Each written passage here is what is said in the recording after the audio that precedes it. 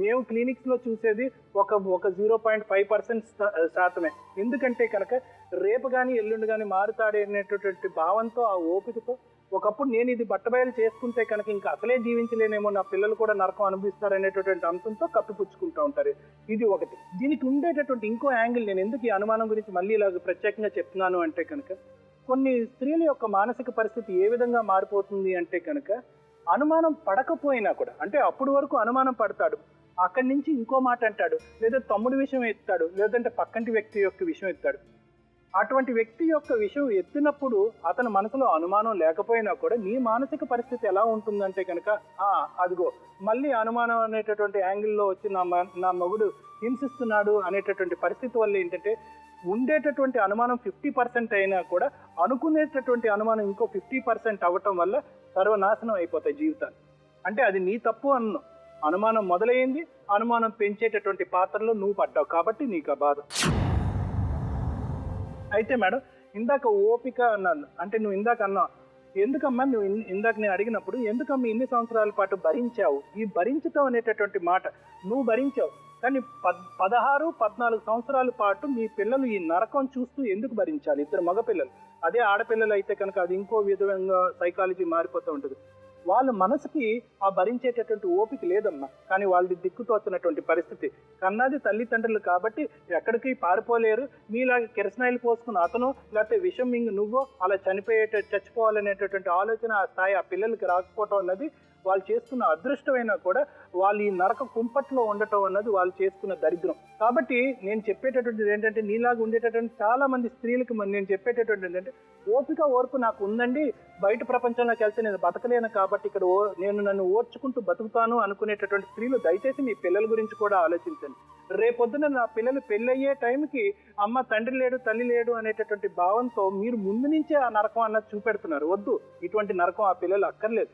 రేపొద్దున ఈ సభ్య సమాజంలోకి, భావ్య ప్రపంచంలోకి వాళ్ళు వెళ్ళి బతకాలి అంటే కనుక మానసికంగా వాళ్ళు చాలా ధైర్యంగా ఉండాలి, చాలా కాన్ఫిడెన్స్తో ఉండాలి. అటువంటి కాన్ఫిడెన్స్ ఇవ్వాలి అంటే కనుక తల్లి తండ్రులు ఇలా నరకం చూపిస్తూ ఇవ్వక్కర్లేదు. తల్లి ఒక్కత్రే ఇవ్వచ్చు, ధైర్యం గలటువంటి తల్లి ఇవ్వచ్చు, ధైర్యం గలటువంటి తండ్రి కూడా ఇవ్వచ్చు. సో అటువంటిది ఒకటి. ఇప్పుడు ఏ స్థాయికి వచ్చింది అంటే కనుక, ఫైనల్గా అమ్మో నాకు వద్దు బాబోయ్ అని చెప్పి పారిపోయేటటువంటి పరిస్థితి వచ్చింది. ఈ ఆలోచన నీకు ఎప్పుడు వచ్చింది? 2-3 సంవత్సరాల క్రితమే వచ్చింది. కానీ ఎప్పుడు వచ్చింది? టూ లేట్, చాలా లేట్ అయిపోయింది. ఏ స్థాయికి వచ్చిందంటే కనుక, అతను మానసికంగా ఒక ధైర్యం వచ్చేసింది. కృష్ణవేణి నన్ను వదిలి ఎక్కడికి వెళ్ళిపోదు అనేటటువంటి ధైర్యం వచ్చింది. కాబట్టి ఏం చేస్తున్నాడు? కిరసనాయిలు ఇలా పోసుకోగానే అమ్మో ఎక్కడ అంటించేసుకుంటాడేమో అని చెప్పి అక్కడ కూడా భర్త అంటించేసుకుని చచ్చిపోతాడేమో అనేటటువంటి ఆలోచన నీకు ఉంది. కానీ ఇటువంటి భర్తతో బతకటం వల్ల నేను రేపొద్దున మళ్ళీ నా పిల్లలకి ఎటువంటి నరకం చూపెడుతున్నాను అనేటటువంటి ఆలోచన నీకు రాలేదు. సో అంటే ఏంటంటే, నీ మైండ్ సెట్ ఎలా అయిపోతుందంటే, పిల్లలు అనేటటువంటి వాళ్ళు ఆటోమేటిక్గా ఎదిగిపోతారు, వాళ్ళు బతికేస్తారు. ఇక్కడ మాత్రం నా భర్తను కాపాడుకునేటటువంటి ఒక పిచ్చి సైకాలజీలో 18 సంవత్సరాల పాటు నువ్వు కాపురం చేస్తావు. ఇంకా మీరు ఇందాక అన్నట్టు మేడం, పేరెంట్స్ యాటిట్యూడ్ ఇది క్లియర్.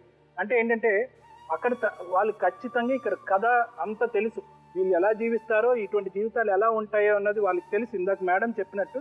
కానీ వాళ్ళు ఏంటంటే ఆ స్థాయిలో అతను చెప్పినటువంటి మాట నమ్మారో నమ్మలేదో అది అనవసరం, కాంప్రమైజ్ అయ్యి మాత్రం పెళ్లి చేశాడు.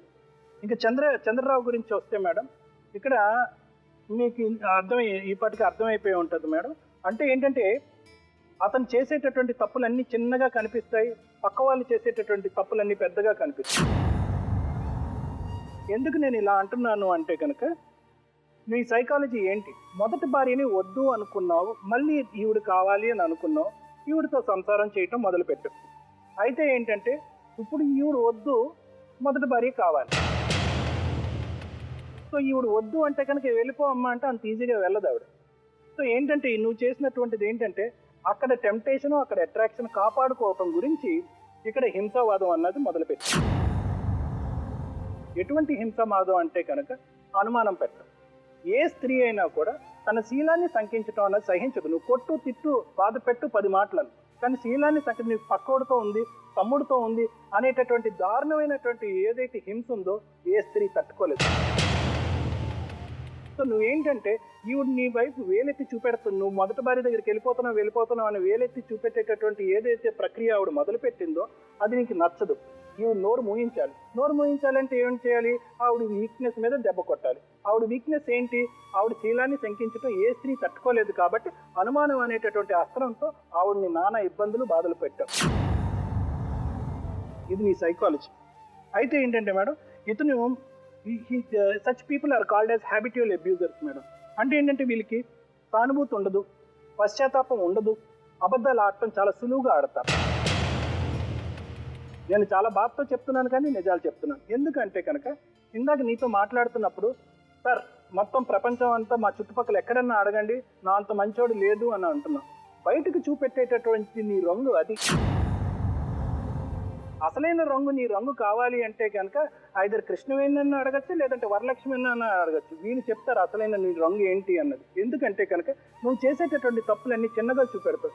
లేదు మేడం ఏదో ఒక లెంపకాయ కొట్టాను, తాగుతావంటే లేదు ఫుల్గా తాగను మేడం, హాఫ్ తాగుతాను మేడం. నీ భార్య మంచిదే అంటే నా భార్య దేవత మేడం, కానీ ఆ ఫోన్ తప్ప. అంటే ఏంటంటే నువ్వు చూపెట్టేటటువంటిది ఒకటి, చేసేటటువంటిది ఒకటి. కానీ నీలాంటి వాళ్ళు హ్యాబిట్యువల్ అబ్యూజర్స్ అంటాం. అంటే చాలా జాగ్రత్తగా ఉండాలి. అంటే ఒక అబ్యూజర్ అంటే హింస పెట్టేటటువంటి తత్వం కలిగినటువంటి ఒక వ్యక్తి మగాడు ఎప్పుడూ కూడా ఆ హింసావాదానికి తెలియకుండానే అలవాటు పడిపోతాడు. అంటే ఈరోజు మేడం నీ కాలమే పడతాను, క్షమించండి మేడం నా భార్యని నేను ఎప్పుడు కొట్టను నువ్వు అన్నా కూడా నిన్ను నమ్మటానికి లేదు. ఎందుకంటే నువ్వు కొట్టడానికి అలవాటు పడిపోయావు, తిట్టడానికి అలవాటు పడ్డావు, అనుమానించడానికి అలవాటు పడ్డావు. సో నువ్వు మారుతాను అనేటటువంటి మాటలో నీ నోట్లోంచి వచ్చేటటువంటి మాటే కానీ నీ మనసులోంచి వచ్చేటటువంటి మార్పు కాదు. ఇంకొకటి, ఎందుకు ఇప్పటికీ నువ్వు ఆ అమ్మాయిని ఎందుకు కోరుకుంటున్నావు? కృష్ణవేణి 18 సంవత్సరాల పాటు ఉన్నటువంటి వ్యక్తిని నువ్వు ఎందుకు కోరుకుంటున్నావు? వద్దు బాబు నువ్వు నాకు వద్దు అన్నప్పుడు నువ్వు ఎందుకు కోరుకుంటున్నావు అంటే కేవలం 2 విషయాలు. అది నీ మాటల్లోనే మళ్ళీ నువ్వు బయట పెట్టుకున్నావు. ఏంటి? పిల్లల గురించి. అంటే పిల్లల గురించి భార్య కావాలి కానీ భార్య గురించి భార్య వద్దు నీకు.